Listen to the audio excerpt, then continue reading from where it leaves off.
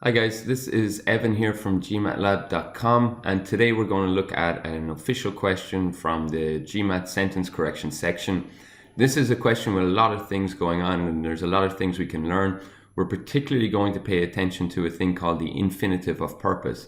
Now, as you go to more difficult questions in the GMAT, and if you're used to seeing the infinitive of purpose, you'll start to notice it more and more and more. And it can be a really good way to unlock difficult questions. So let's read this and take a look at it. A proposal has been made to trim the horns from rhinoceroses to discourage poachers, semicolon. The question is whether tourists will continue to visit game parks and see rhinoceroses after their horns are trimmed. So the first thing we should do when we're reading the question is look at potential things we're being tested on. So we can see here that we have whether, so we need to look down, we see we've got an if or whether split, so we've got a choice between the two of those.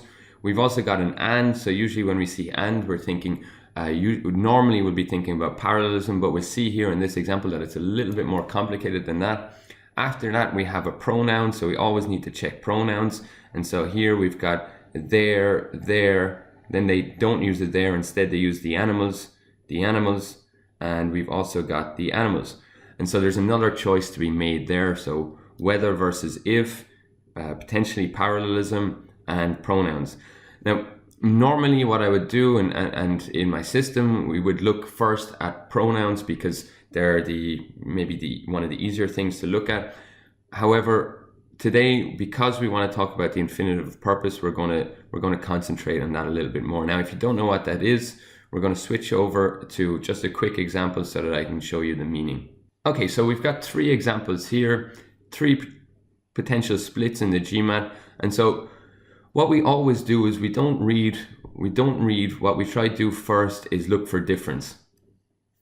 And we have difference here, startled, to startle, and startled. And this is a little bit similar to the split we saw with the rhinoceroses, right? What we've got here is we've got to versus and. Okay, so but we'll go through all three of these. So the policeman kicked the house's door open, startling the inhabitants. So our option here is a participial phrase. We have a verbal following a comma. And what's this one doing? What's the meaning here? Well, it's giving us a result. It's giving us a result. So the result of the previous clause is that the inhabitants were startled. So the policeman kicked the door open, and the result was that the inhabitants weren't startled. So that's what we do when we have the comma ing. It can either be giving the result of the previous clause, of the action in the previous clause, or it can be modifying the subject of the previous clause. And so what happens here is because the policeman kicked the door open, the inhabitants were startled. In the second one, we've got to startle. Now this here is our infinitive. This is our infinitive.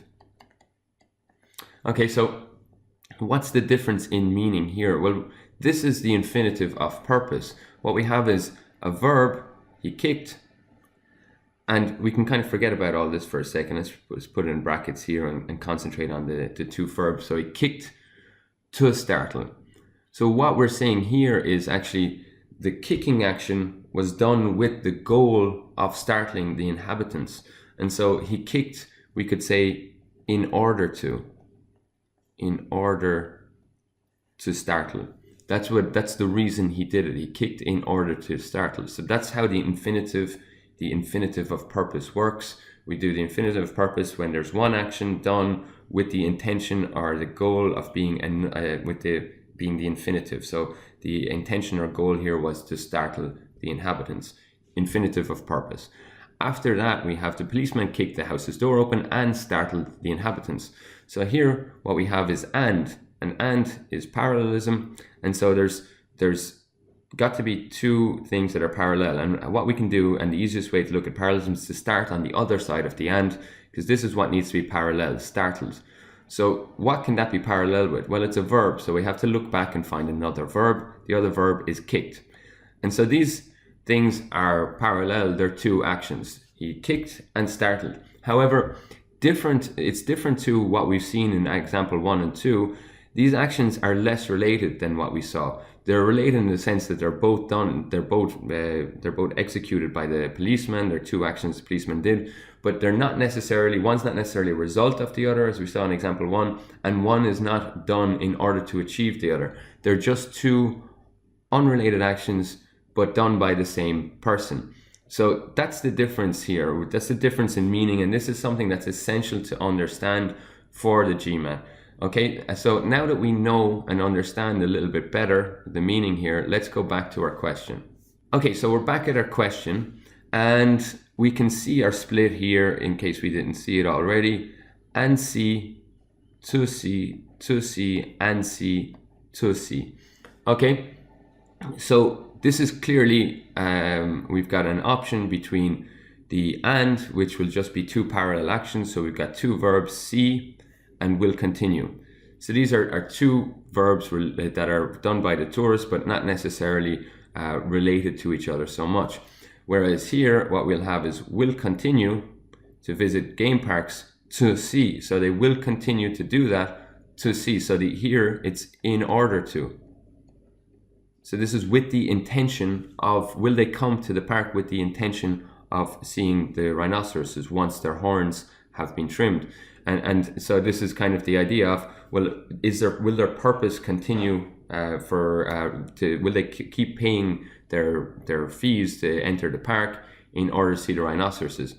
So now we got to think about the logic here. Which one makes more sense?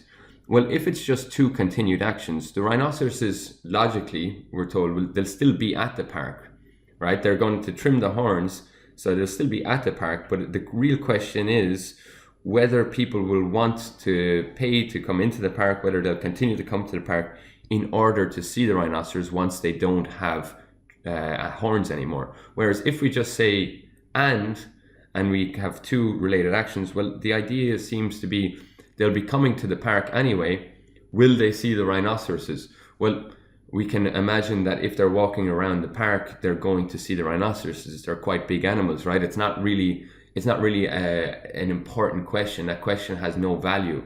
So here it would really make sense to ask the question. So we're talking about this question. The question is, what's the pertinent question? Well, the pertinent question would be, are they going to come in order to see the rhinoceroses? Not are they going to come and just see the rhinoceroses? Two unrelated actions. So we want two related actions. So let's get rid of A and let's get rid of D. Now we have another couple of splits here that we can look at. So we've got B, C, and E. So we've done our 2C. We have the there. We have also 1 here as well. So we see 1 versus rhinoceroses, 1. Okay, so well, we can ignore this one because actually we've got rid of it already. So let's concentrate on that one. What is 1 referring to? Well, it makes sense that it would refer to the rhinoceroses, right? Will the tourists continue to come to the park to see rhinoceroses? So is it okay to use 1 here? Well, 1 is basically like a pronoun. It's got to refer to something, and so we need the noun rhinoceroses previously to be able to talk about or to use the word 1. So we do have rhinoceroses back here. We also have another noun, which is poachers, and we have another noun, which is tourists. So the problem here is that rhinoceroses is a little bit too far back. 1 could easily be referring to poachers, so we can call this ambiguous. This is ambiguous. Okay, so that's ambiguous. So this 1 just won't do. We can't use it. So therefore, we can get rid of it in E and we can get rid of it in B. So that leaves us with C. Now let's take a look at a couple of the other things. So their horns, again, we could question whether we're talking about the poachers or the rhinoceroses horns, the ones. So this again would be considered ambiguous. So the fact that C uses the animals makes it better. E doesn't make that mistake either. So that's another reason why C would be a better answer. And finally, we've got this if versus whether split. And now whether is used when we're presenting two alternatives, whereas if is used if we're presenting a condition. So here, which is it? Well, the alternatives are that will the tourists continue to come to the park or not? will they come to the park or not? That's the alternative, and that's why we use whether here. Whereas if doesn't work here. If would be better used if we had something like, if we trim the horns, will the tourists continue to come? That's not the way the sentence is presented. It's not presented in that way, so that's why we use whether and not if. Now I'll go into that in more detail in further questions, but C is the answer here. It's the answer because of infinitive of purpose, it's the answer because of pronouns, and it's also the answer because we use whether correctly for two alternatives instead of using if, which is used for a condition. So C is our answer here.